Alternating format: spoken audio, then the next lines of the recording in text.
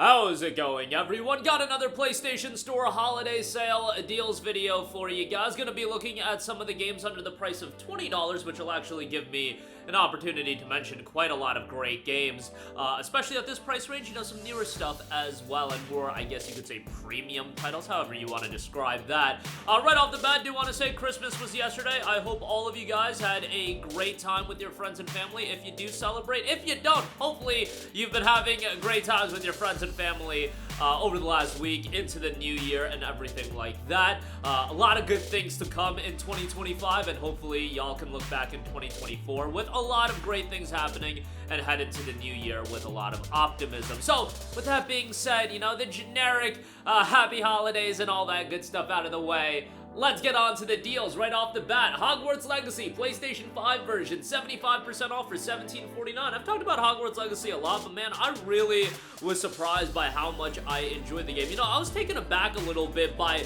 just the level of hype and anticipation Hogwarts Legacy had leading into its release. I think I didn't really comprehend how big Harry Potter and the wizarding world was to people, but yeah, the hype and anticipation around this game was huge. Just for me personally, never had a large affinity towards Harry Potter or a big affinity towards Harry Potter, so it's not something that I was personally incredibly looking forward to, but I ended up playing the game. Warner Brothers actually sent me a copy of the game and had a fantastic time with it. You know, narratively didn't do a lot for me, but I thought the gameplay was great. I thought the open world was exactly the kind of open world that I like, where it's more digestible, it's not overwhelming, and there's a good amount of content, not an insane amount of content, that you can play through, have a great time with, and then you can move on. I thought they did a great job with this game. Visually, it looks great. It is PS5 Pro enhanced, but yeah, $17.49 for that I think is quite good. Definitely do check that out.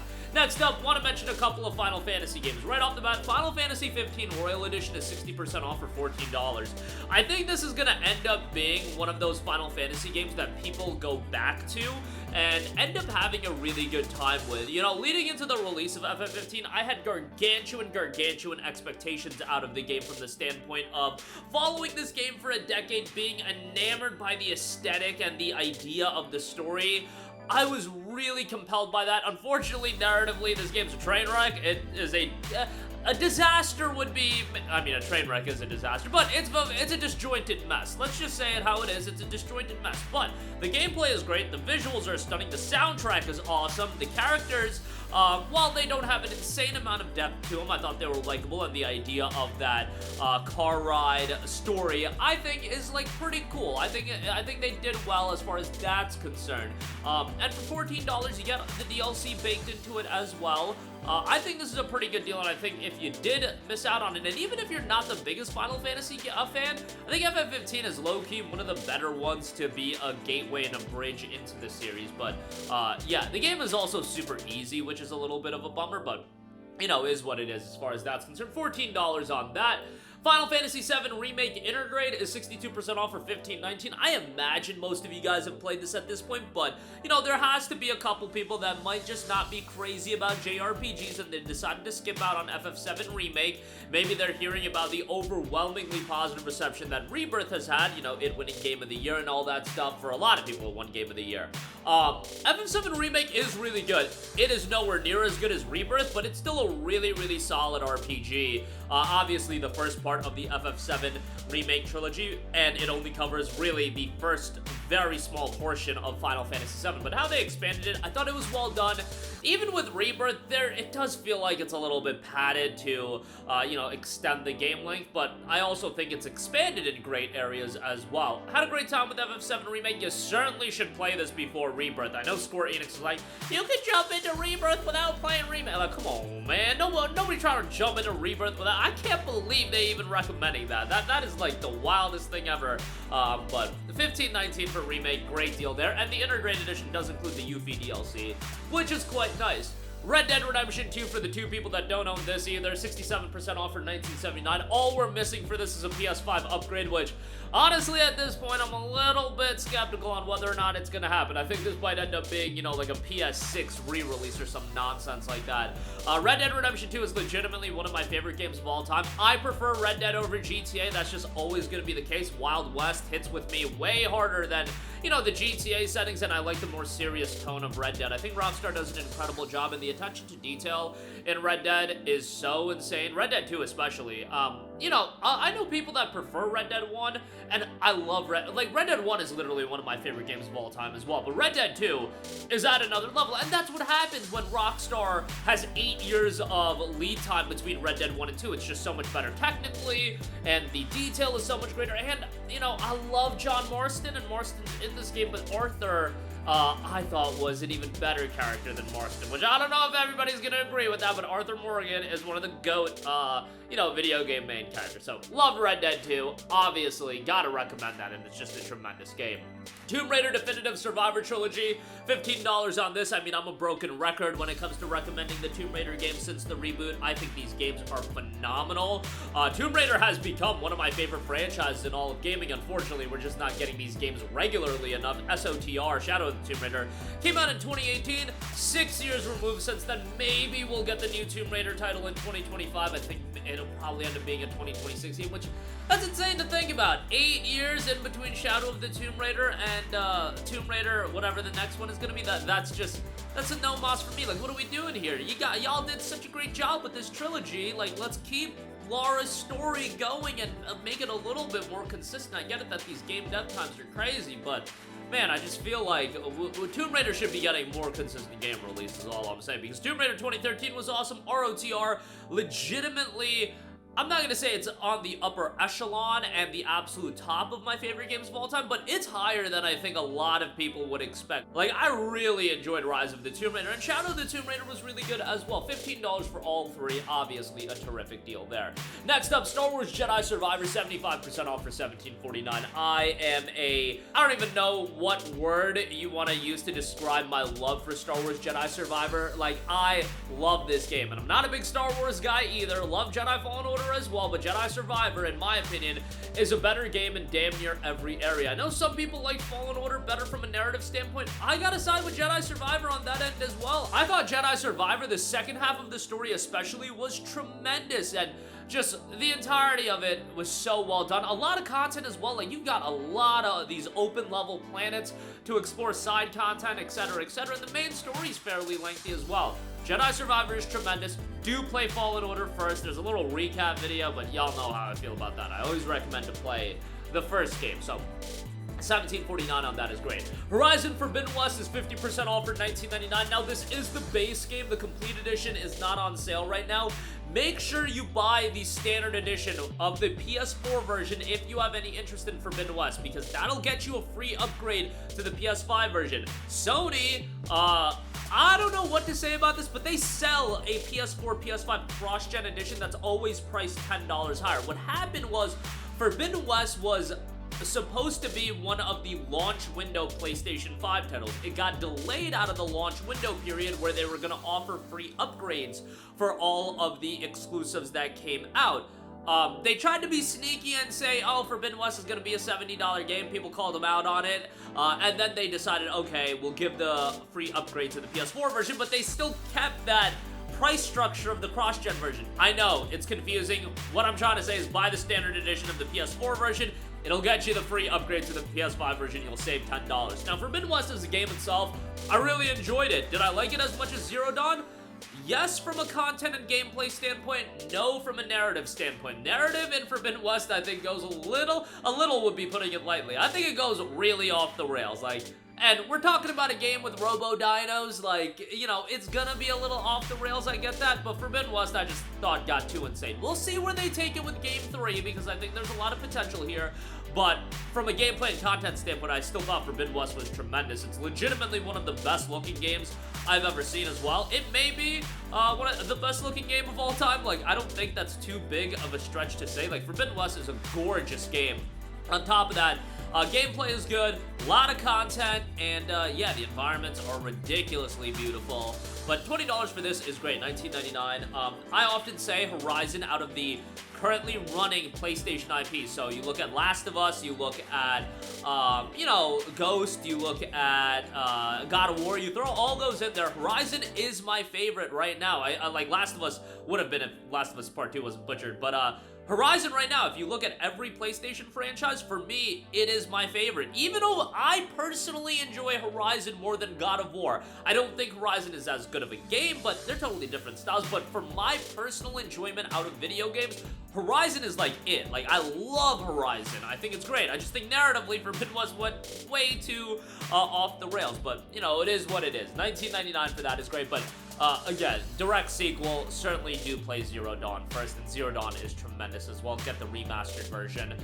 It looks great. Dragon Ball Z Kakarot is 75% off for $14.99.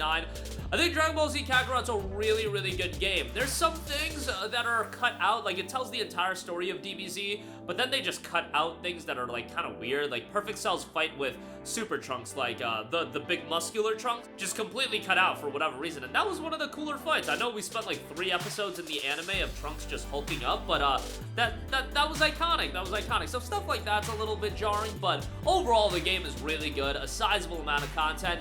At this point, I would recommend to get the Legendary Edition. It's $36, but it does include Season Pass 1 and 2, and Season Pass 2 is still going for a hefty price point, and that's a sizable amount of content on top of that. However, the Legendary Edition does not include all the content. It doesn't include the Dragon Ball Daima DLC that's coming out, and I wouldn't be surprised if they do more DLC for Kakarot down the line. So keep that in mind, but $15 for that I think is quite good.